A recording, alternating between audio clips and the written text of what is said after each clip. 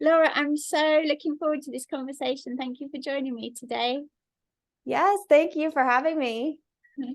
I only found you on Instagram like really recently, just like a few months ago, and I don't even know how I found you, but everything you say like resonates with me so deeply. And yeah, I was so happy when I reached out and you got back straight away. Well, because I felt your energy so strongly that I just immediately said yes. I don't even know that I could read your whole email, but I could feel that this was meant to be, that we needed to get whatever messages needed to come through. Brilliant, brilliant. So can you just introduce yourself and your work for people that aren't familiar? Yes, I'm Laura.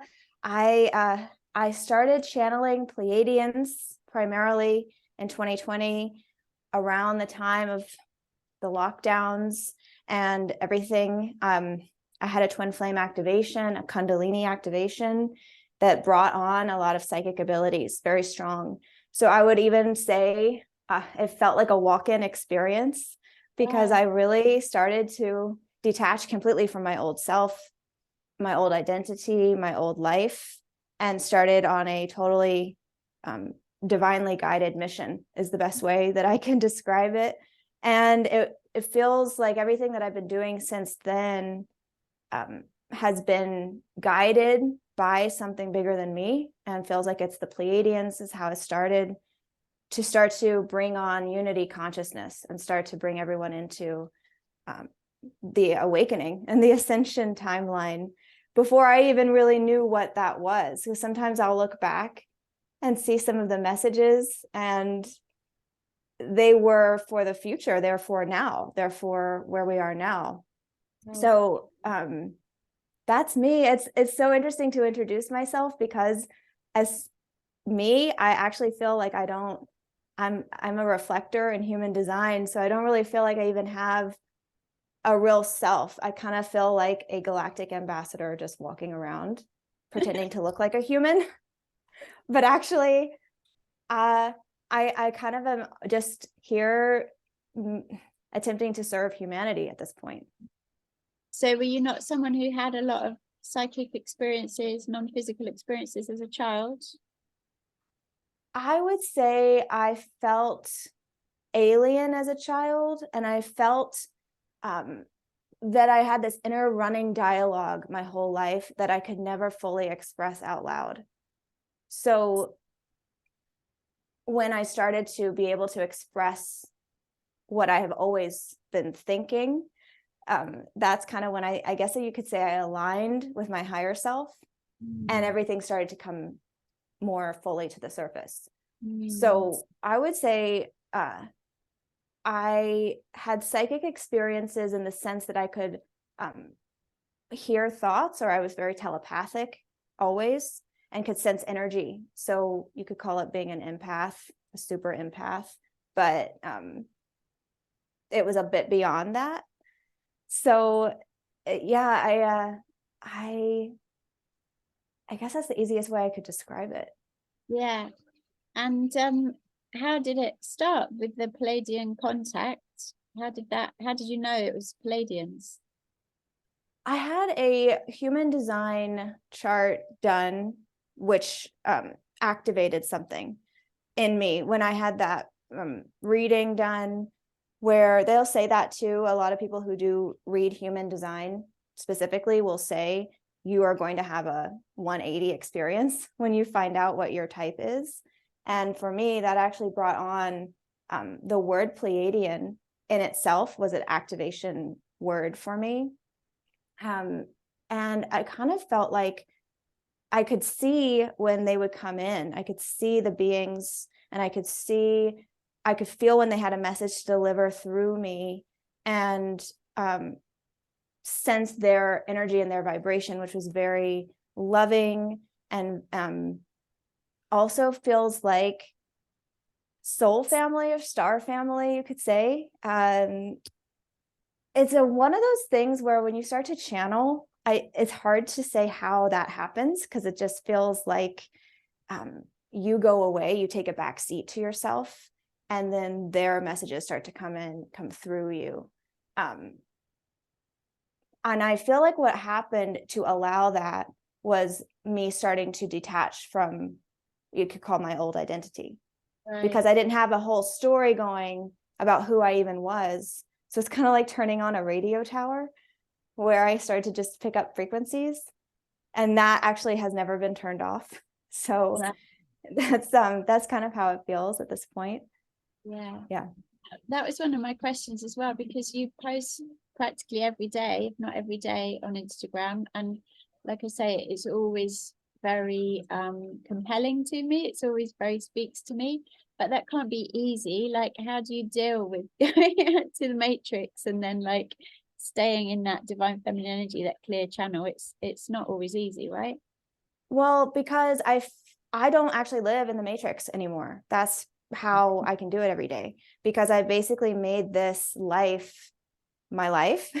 And I'm mostly a hermit, honestly. I don't have a whole lot of community or friends. I see people mostly on Zoom and do readings for people on Zoom, but my actual everyday life is pretty much cleared of any 3D frequencies. Right. And if I do have to go, to the grocery store, I'll do that. But the energy again has to be right.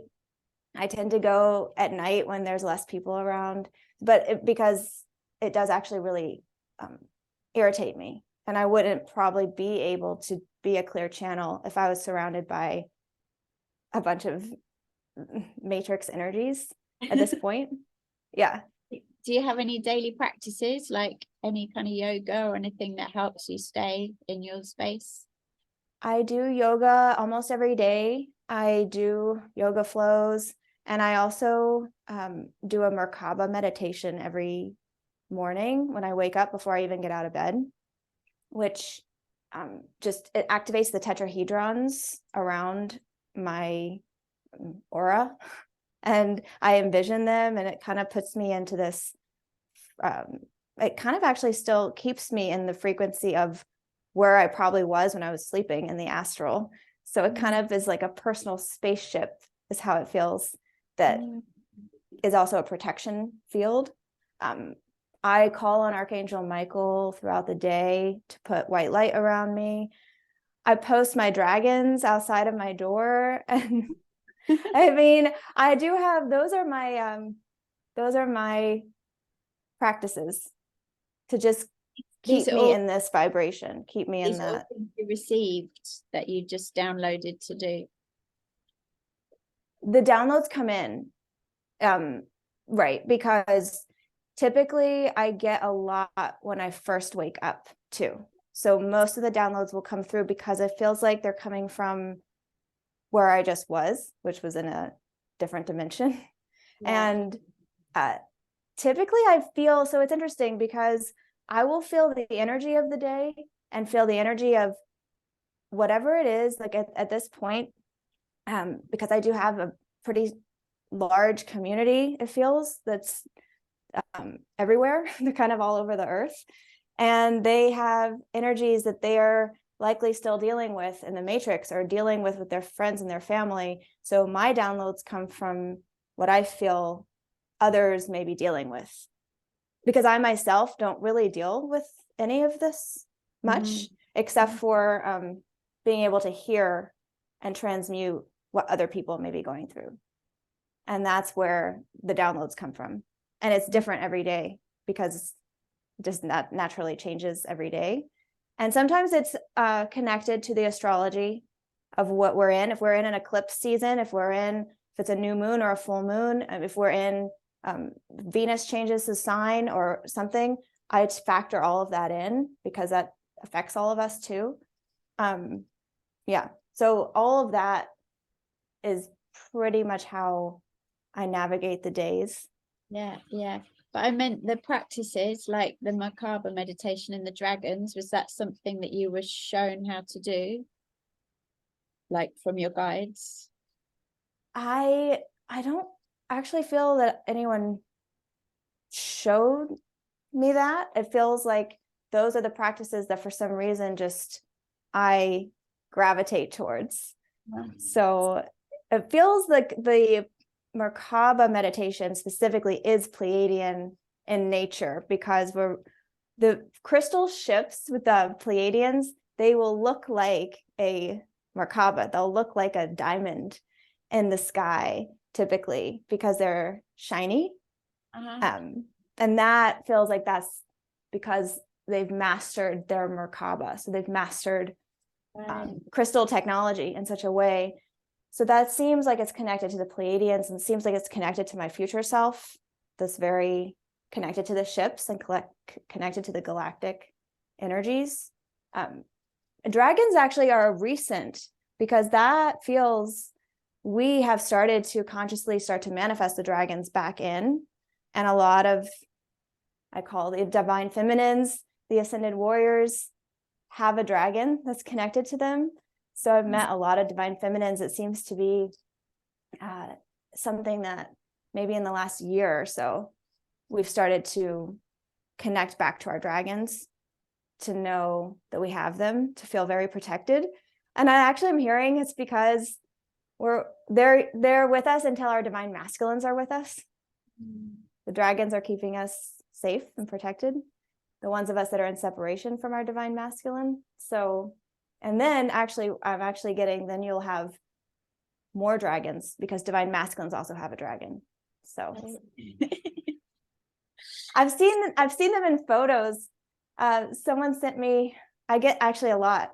I've seen a few dragons that show up in a photo. It'll look like a cloud, or it'll look like light, but in the shape of a dragon. So we're starting to see them, similar to the ships. Right. So there's a lot of concepts that no one really talked about, or few people. You got like Dolores Cannon, a few people like that, but they weren't like commonly shared concepts. And now like everyone's talking about them, and I feel like with this interest around all this stuff, there also comes a lot of distortion. And that's something my guides have shared with me as well, is that the chaos is going to get greater, because the more energy there is around this, the more there's going to be like false prophets, which again is, that's where I was really drawn to you, because I feel like you're not a false prophet. You're like totally, in alignment. And there's so much, like when people don't have that level of discernment, it's very confusing for them, because there's so much conflicting information or distortion information. So I wanted to ask you about some of the concepts and get your definition, your take on them. But maybe we can start with, to me, it's very clear there's an organic timeline, and then there's the distortion. And that's how it works, is that they take what is natural and what is pure, and then they just put a slight twist on it that causes all this chaos and confusion. Can you talk on what distortion means to you? Yes, and I feel like the distortion is also an influence of AI, and so they may not actually even be aware that it's distortion. False light feels very, it's almost a spell casting energy as well. That's what we're starting to see. So when we were in Atlantis, the false light came in, and now it feels like it's being taken and made into even more of a AI feeling to it. So it's what I was coming through to say is that the way that we're going to be able to know the difference is through how you physically respond to the information, because your mental body is what's going to be the most compromised. So when you have thoughts from hearing information, your thoughts could actually not be real, but your body may start to react. Your body may start to feel anxiety, or you may start to have a sick feeling in your stomach. And so actually switching the way that we're starting to respond to information is what's needed to be able to discern the difference, because the ones that are giving the information are not going to know that they are purposely misleading people. That's what I'm getting. But the ones that are hearing it and absorbing it will have the task to have to know the difference. How does it feel in your vessel when it's coming in? And the feeling also is that when we're in a very low vibrational state, when we're used to feeling a lot of fear all the time, that isn't the state that we would be in if we're on an organic timeline.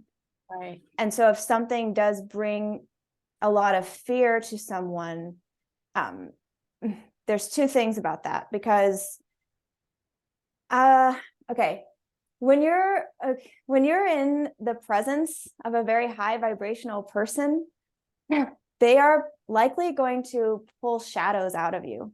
They could start to pull demonic entities out of you. So you could actually look at that person and think they were a threat to you when actually they were trying to help you. So that's another thing about that. Is I get that a lot.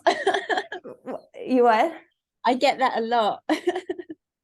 Right. So when I say that too, it's interesting. It's a whole new level of discernment and operating to know, okay, is this fear or is this feeling so that I can shed this old pattern and belief that's not serving me?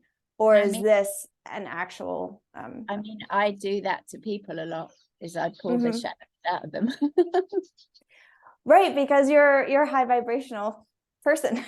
So that makes sense, because it is a lot of the light warriors, the ones that are on the organic timeline, will do that around the ones that are still more in the third dimension. So one of my favorite... Yeah, go on.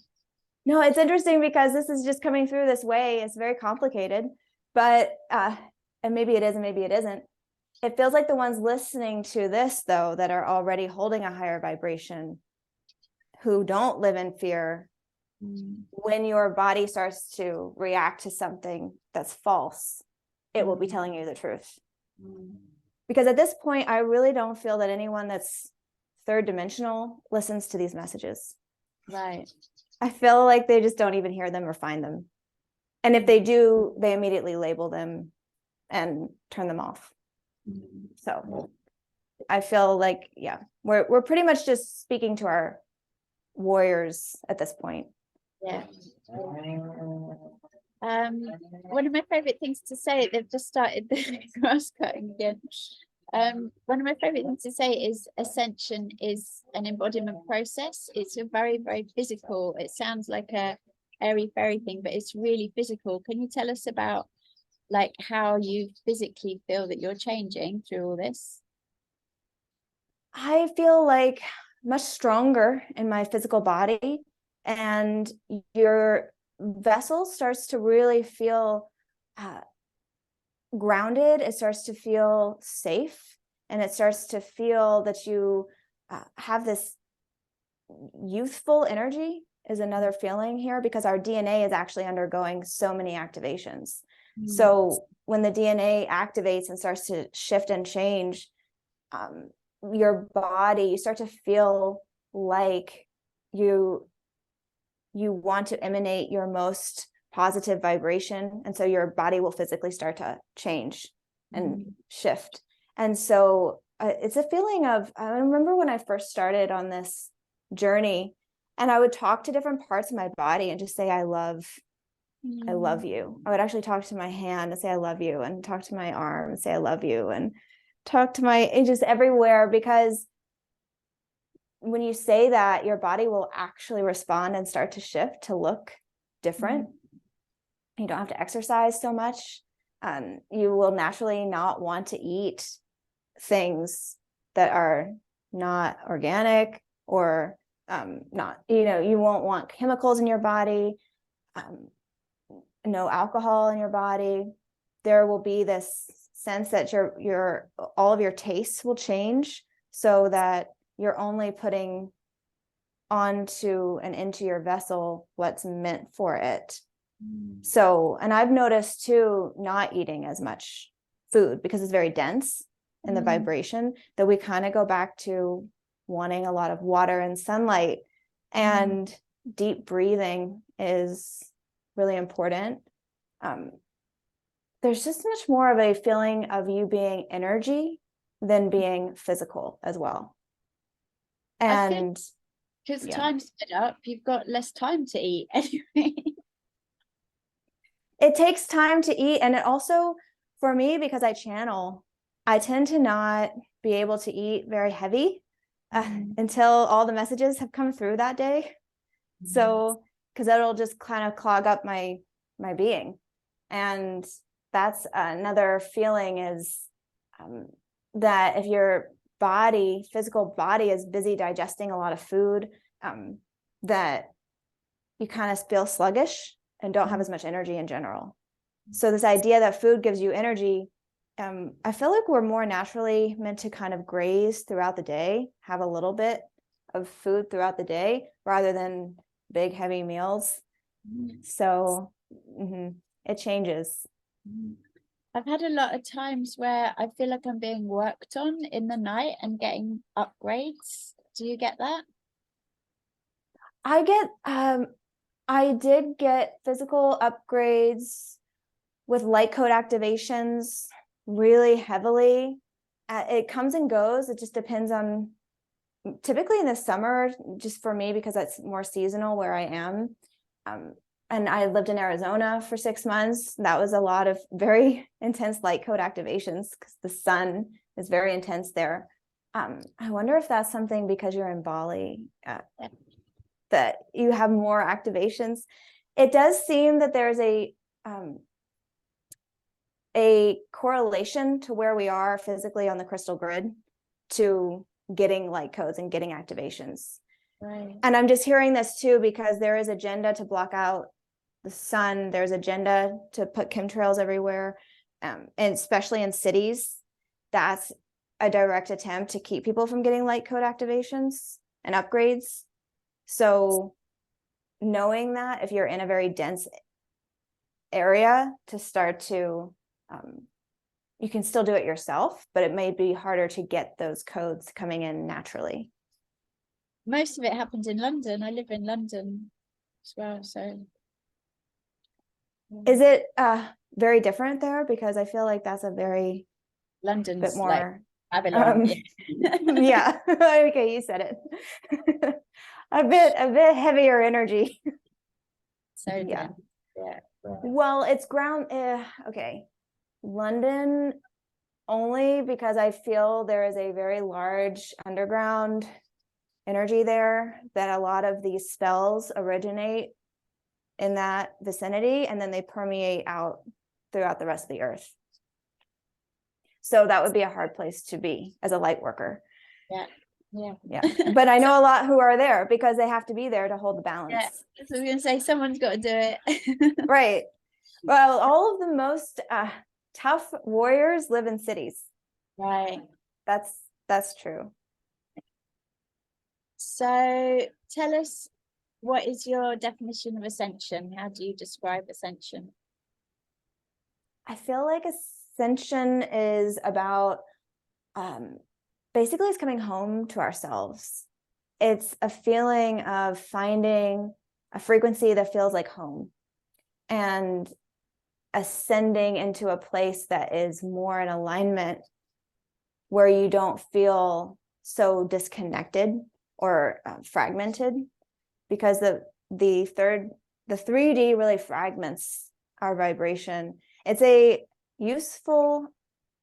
a useful frequency. It was a useful energy because we were learning lessons, because we wanted to know as a species what it felt like to be separated from God.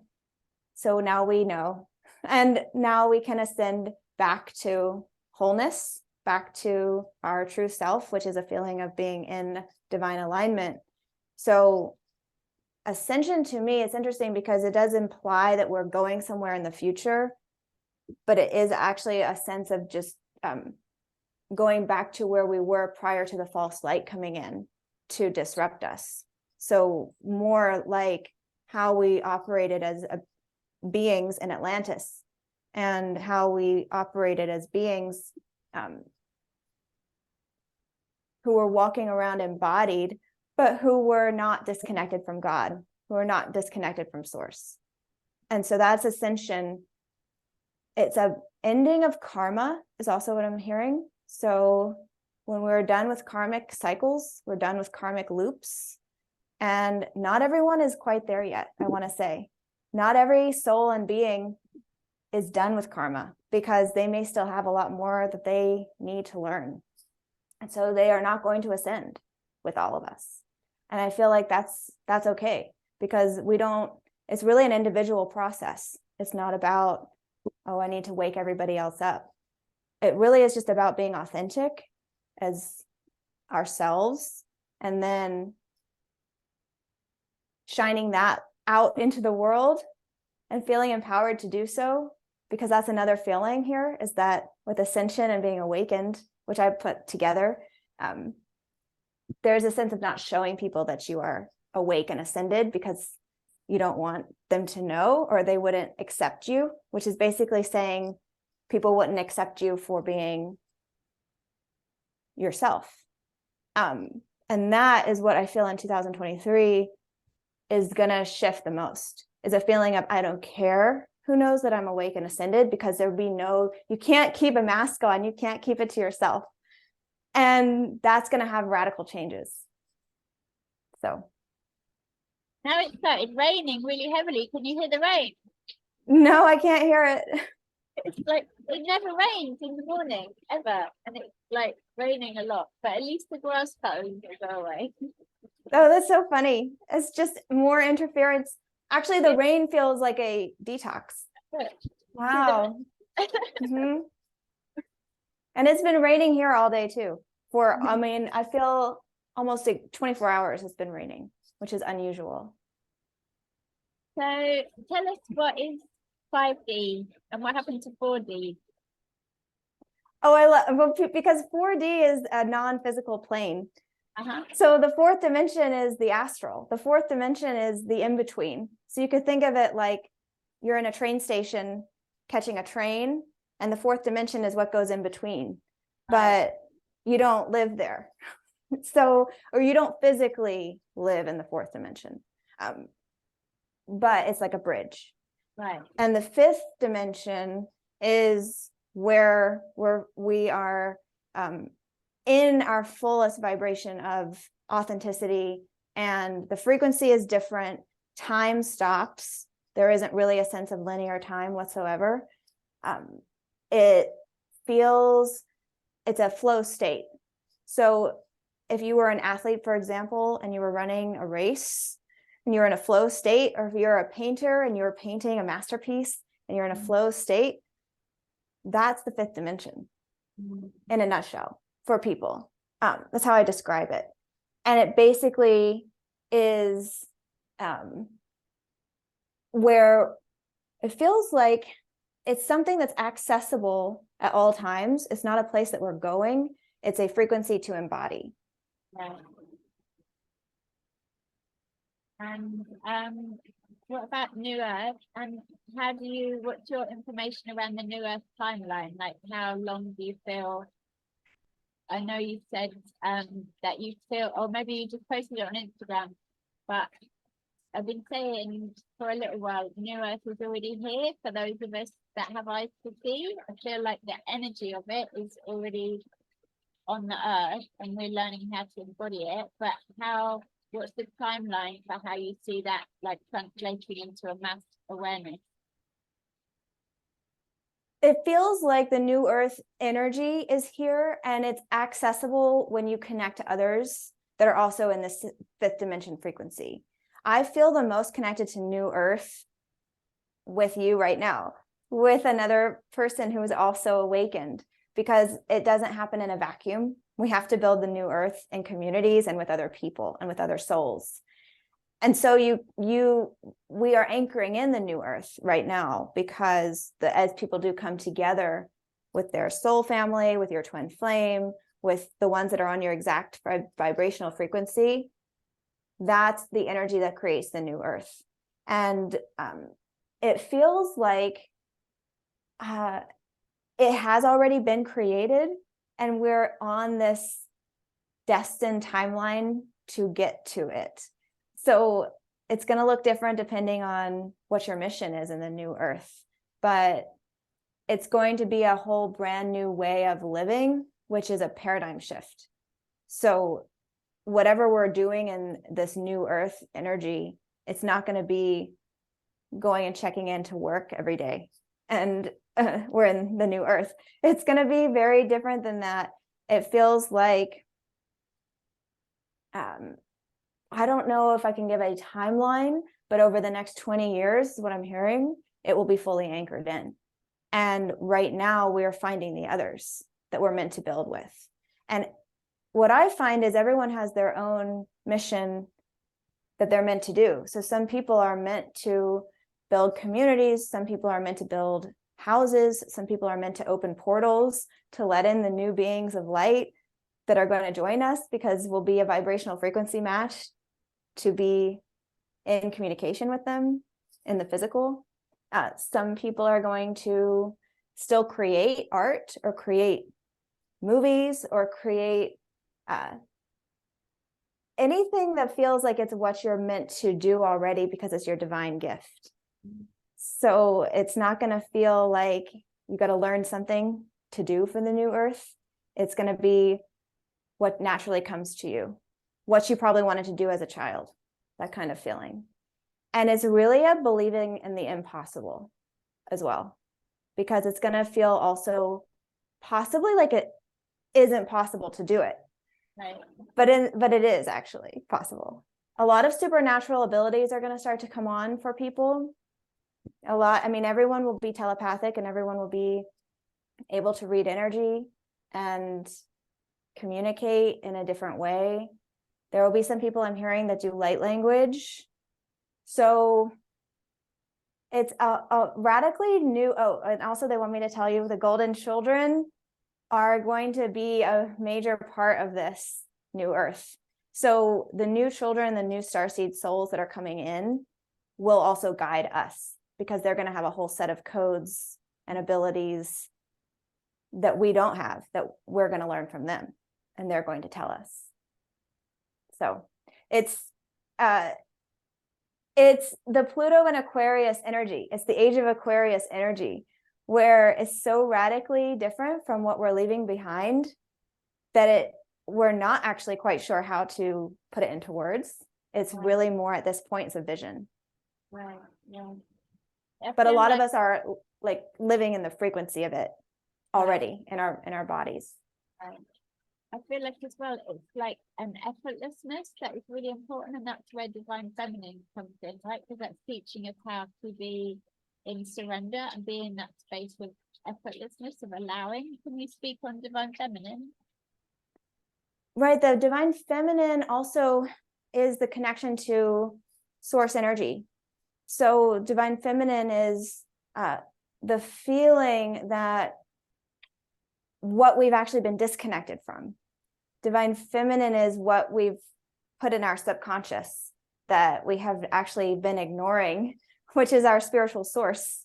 And so divine feminines that are actually walking around as these embodiments of our spiritual source, they are embodying the flow, and they are embodying the grace and the vision, the oracle, the manifestation power I'm getting, the goddess energy. And the thing with the divine feminine is that they have to be acknowledged, because in order to build this new earth, we have to start to listen to, and goes whether you're a divine masculine, because you have feminine energy within you, but it's our intuition and it's our feeling. And it's how, when we were talking about the false light, it's how you would know through your intuition, through your feeling space, whether or not to trust someone. Because there's this energy of divine masculine and divine feminine.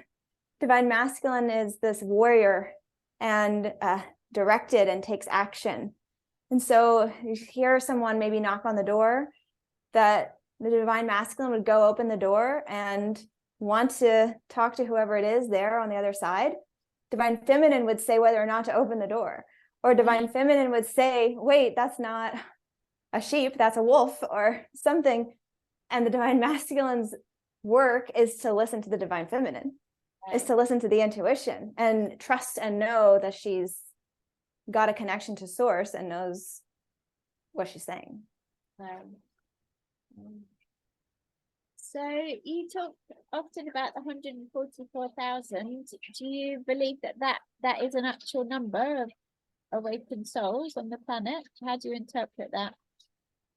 I interpret that a couple different ways, because 144 is the activated strands of DNA, where when they're all activated, you're awakened and functioning as a fully embodied, godly human. And also at this point, the messages that have been coming through is that the 144,000 is an actual number as well of the awakened twin flames, the awakened light warriors, the number of us that are actually meant to start to create. I see it as kingdoms, more so. You could call it kingdoms, you could call it communities, but it's the ones that are the king and queen that are going to have these kingdoms that are going to basically be the new earth network across the earth. And so that's how I have been shown the new earth coming in, is through these 144,000 that are going to step up. I don't really like to call them leaders, because I don't like that way of saying it. I feel like we're the guides or the visionaries of our whatever it is that we're creating. But there is that number for a reason, because it feels like that's the number where, as these new earth communities start to get created, more souls will start to awaken, and then that number will change. But for where we are right now, it's the ones that are going to start to step up in a big way and be seen. Yeah. Jen McCarthy, I don't know if you know Jen McCarthy, she does a lot of twin flame work, and she says it's 144,000 pairs, so 144,000 divine feminine, 144,000 divine masculine. I saw it in pairs as well. That's actually how it was coming through, was to say it that way, like a king and a queen, or the counterparts. So we're getting that same message. Right. She wrote, I've read what she wrote about the twin flames. I forget what it's called. It's a book. Yeah. Of hers. Called Twin Flames, something. Right. Something like that. Yeah. She had a lot of brilliant information, I think. We're right, because we're getting a lot of that very similar downloads. Yeah. Well, this is the thing, because this is how it always works, right? Is I receive the information, and then you have the external validation, where you just open Instagram and someone's written a post like saying the same thing, or you have a conversation, someone repeats it back to you what you just received. So I think that's part of how it has to work, right? Is you have to receive it, and then you get the external validation, whereas we're used to getting information externally and checking in to see if it feels right. Now it's the other way around, right? And so a lot of that too is taking divine action prior to knowing the outcome. So if you have this inspired thought, or you have an inspired feeling to quit your job, or you have an inspired feeling or thought to move, or whatever, to trust and know that that's coming from somewhere, because you're meant to take that leap. So it's a lot of taking a lot of leaps of faith. And I feel like ego death is like such an essential part of the process, where we have to really not know what's going on, and we have to know that we're not in control, right? Yes, because that is the sense of loss of control. When you're taking leaps of faith, you typically are going to feel out of control, and not to not know the outcome of something is to not be controlling the outcome. Right. So that's part of it, right. Which is an ego death. Right. So let's get into the juicy stuff. Your main area that you're working in is twin flame, and we were just saying before we started recording, it wasn't really anything I had any awareness of pre-2020, and now it's like such a hot topic. But this is one of the main reasons I wanted to talk to you, because I feel like there's so much 3D energy that's getting attached to it, and so much you know, people are attaching to the concept and then interpreting it in very distorted ways. So I really wanted to get your take, your information on what twin flame is and how it's manifesting at this time. Okay, because I feel like that is a definition of twin flame, is that fundamentally do not exist in 3D. Twin flame connections, twin flame energy, what actually sets it apart from all other relationships is that with your divine counterpart, twin flame, every time you interact with them, it does not feel like it's the old earth. It feels like you're in a different vibration, because your vibration together when you interact together is a quantum entanglement feeling, and you actually are activating. It's like the Merkaba meditation I was saying, where you start to activate more all around you, and it actually does teleport you before you even know what's going on into the fifth dimension. And that was my experience, and that's what started me on this journey. And it is a telling way to know, okay, that's not the world that I just was in. That's not the matrix. So what is this connection? And so that would be your first clue, that it feels otherworldly and it feels magical. For me, it's a big part of learning that there is no separation. Right, because it feels like you meet, and I at this point can put it into words, it's because you meet God in another person, and it's bigger than you. There's a third energy that's in the energy with you, which is source, and it does reconnect us to feeling a sense of being connected to all things, and it pretty much takes away the feeling of separateness also immediately, like you said, because you realize that it's you in another body. It's your other half of your soul that's with in another vessel. And so that allows you to realize how we're all various configurations, atoms of the same energy source ultimately. So everything is connected. It illuminates that in a really direct way when you meet your twin.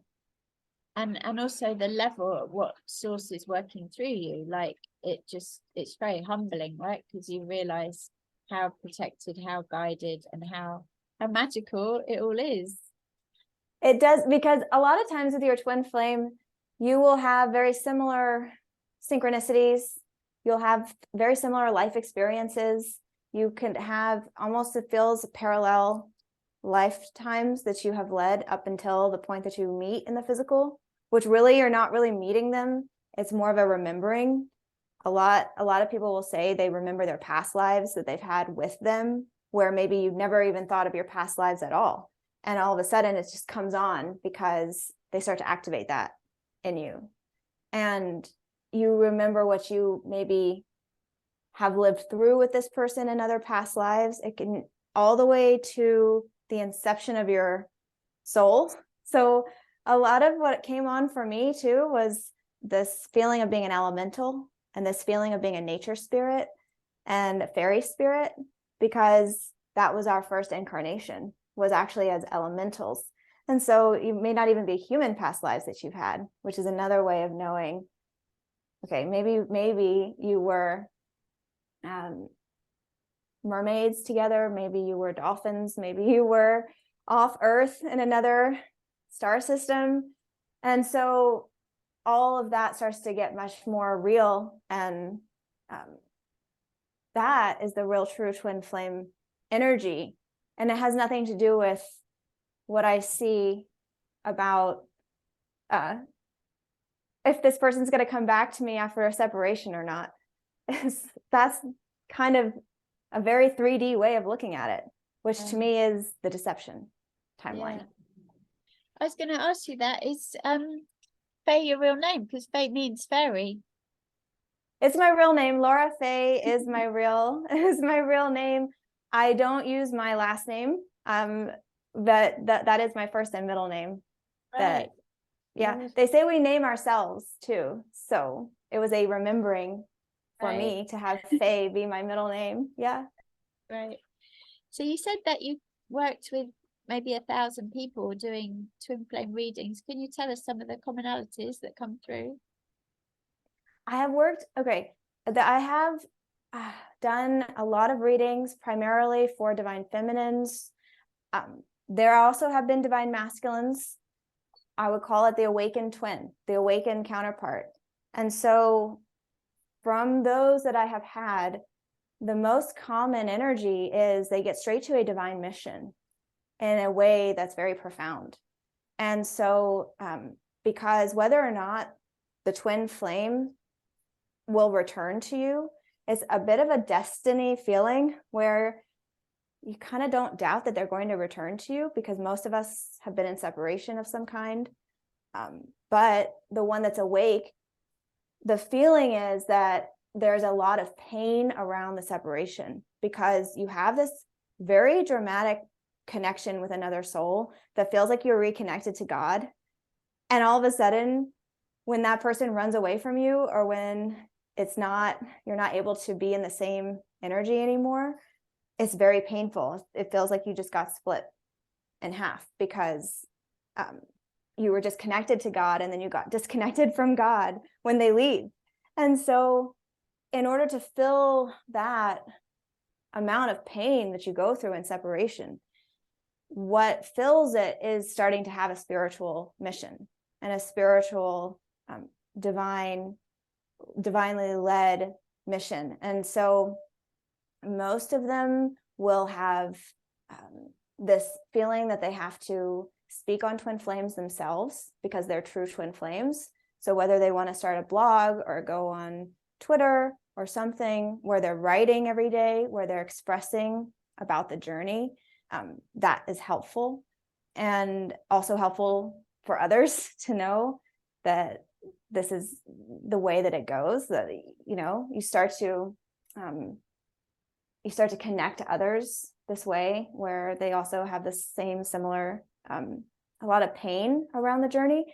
And then what happens too is the pain will start to go away as you're filled with divine source again. And you start to have this unconditional love that is always present in your connection, because there's nothing that person can ever do that's going to make you not love them. Basically, it's the most, it opens your heart chakra. So we're all also living now with open heart chakras, because you know what it feels like to unconditionally love, and there's no condition to the connection or relationship. And so whether they, there's another feeling too, that there's a agenda to make it seem very toxic, that this person's a narcissist, or this person has done things that are toxic or unforgivable. And I actually don't feel, first of all, there's no abuse in a twin flame connection, so that's never present. If they are re-triggering something, a lot of times they'll re-trigger a karmic wound for you to heal. So a lot of times it's an abandonment wound that needs to be healed. So you start to identify, okay, if this person abandoned me, where did that abandonment wound come from? And then you heal that wound. So it feels like there's all kinds of things that come up, whether you're in communication, you're in separation, but it's to heal yourself fully so that you can then fully ascend. Because you can't skip this step of living with any traumas or any wounds before you're able to ascend. So the twin flame is kind of a mirror for you to continue to check on your ascension journey, because how you feel about your twin is kind of what steps you need to take to get more of the ascension codes. Right. It's just that we have this way of doing it with another soul, which is different than some people have who are awakening. in other ways.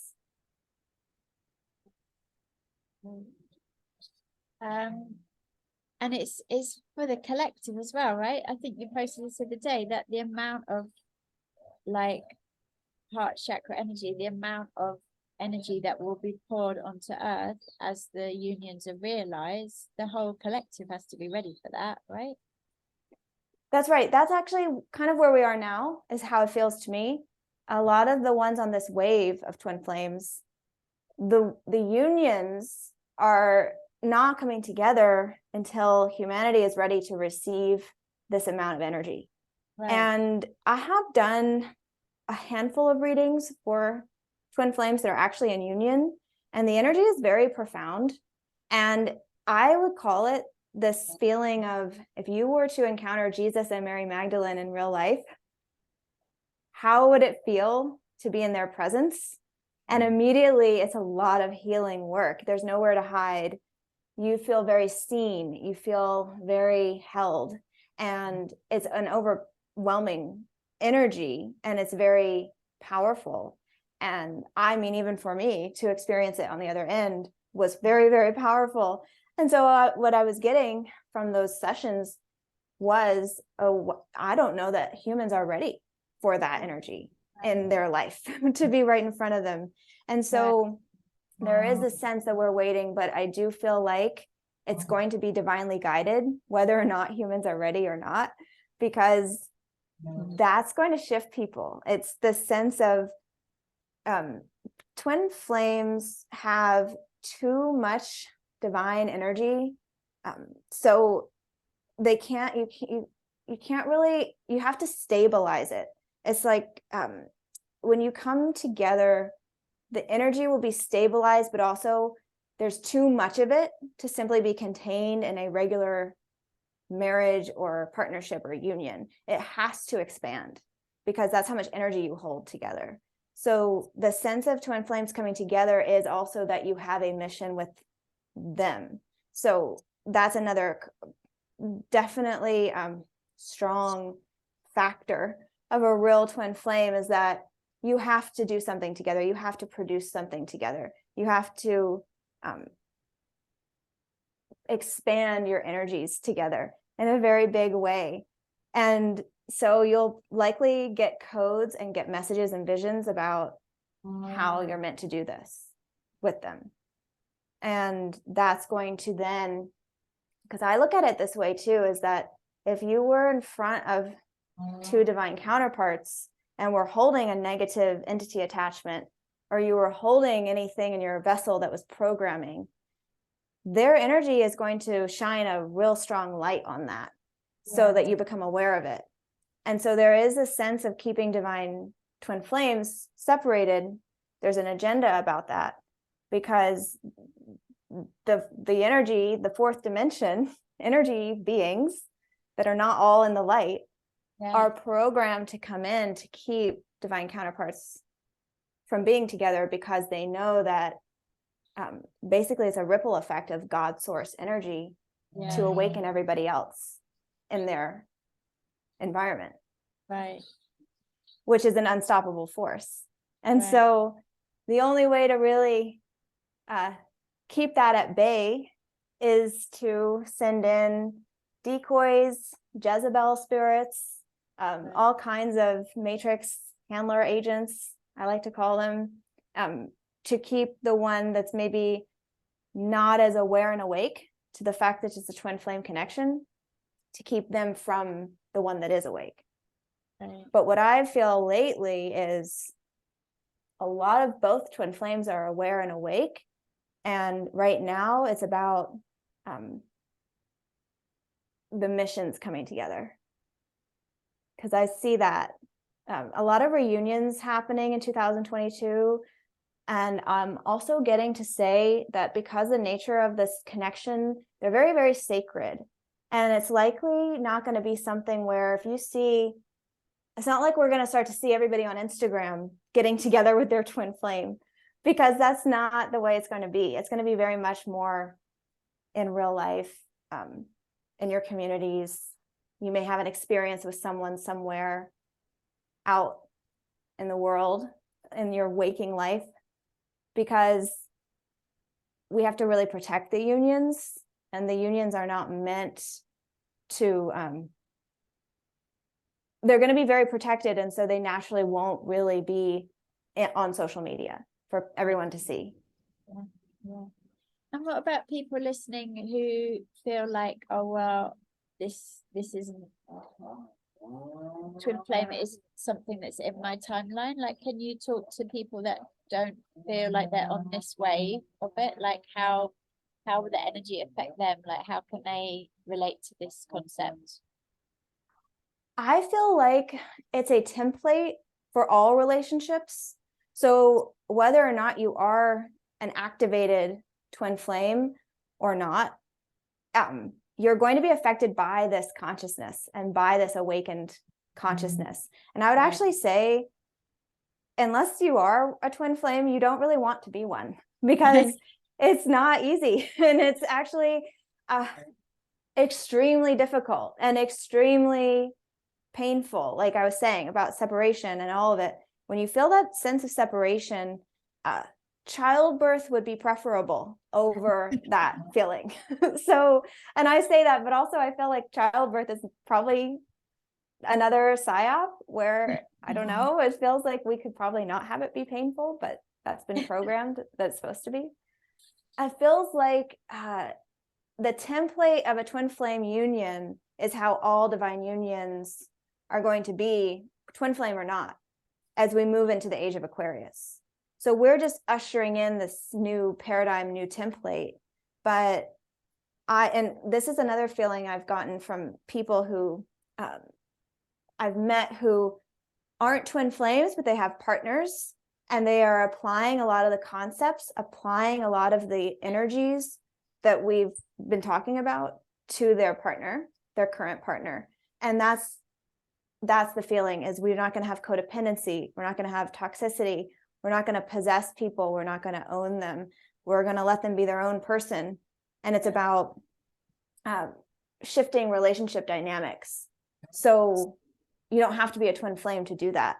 And you probably actually wouldn't, again, you probably wouldn't want to be, because it is kind of a feeling that your divine mission takes over, rather than that you can still be yourself with another person. So you wouldn't have as much pressure either in that way. It kind of feels like it'd be a bit easier. And to just take in the concepts and lessons, you can still, I feel like we don't get a break, basically. The ones that are, I could call it on the front lines, 144,000. I feel like we need support from each other, but someone else that doesn't feel like they are a 144,000, I would look at that as a good thing. Okay, well, I could talk to you a day, but one last question is, can you share with us how you see the timeline unfolding over the next few months, over the next year? What do you see the energies for 2023? There's going to be a lot of change, because we have Pluto and Saturn moving signs, which is a very big energy. So 2023 in general for everyone, we're going to see tremendous change. I would also say it feels like the matrix, the 3D, is going to feel even more unreal and feel even more like it doesn't really exist in your life. Right. So it feels like it's going to get less and less, take up less and less space in our everyday existence. And also, I'm just getting, it also feels like you may notice that your community gets smaller, but it's going to be more supportive, because fifth dimension and the energy of ascension, there's less noise here. So you may notice a sense of a lot more peace in your day, a lot more calm, and there's not going to be as much chaos. And that actually takes a lot to get used to. When we're talking about a lot of dramatic change, the change is going to take all the noise away, and the change is it's a utopia type of feeling. where we actually just have to get used to having peace. Right. And you even think of it in relationships too, where if you're used to fighting with your person, or you're used to having conflicts, there's not going to be that energy anymore. And so it's a whole different way of shifting, because we're not holding on to trauma bonds, and we're not holding on to energies that are anger or anything like that. We're just letting all that go. And you could kind of call it a like love and peace energy. I'm trying to think of how to describe it. The era of what we were attempting to do in the 60s with that movement, and it's just escaping me. What were they called? The Hippies, right? But it is that feeling, but with a galactic energy on top of it. So there's going to be a bit more of a feeling of knowing we're not alone, and that we really never have been alone. There's going to be more of a sense of, whether it happens in 2023, there probably will be a bit more of that, where we're going to start to see extraterrestrials coming in, and we're going to start to be aware that even the earth is not what we were told that it was. And just a lot of pretty outrageous things. History is going to change, I'm hearing.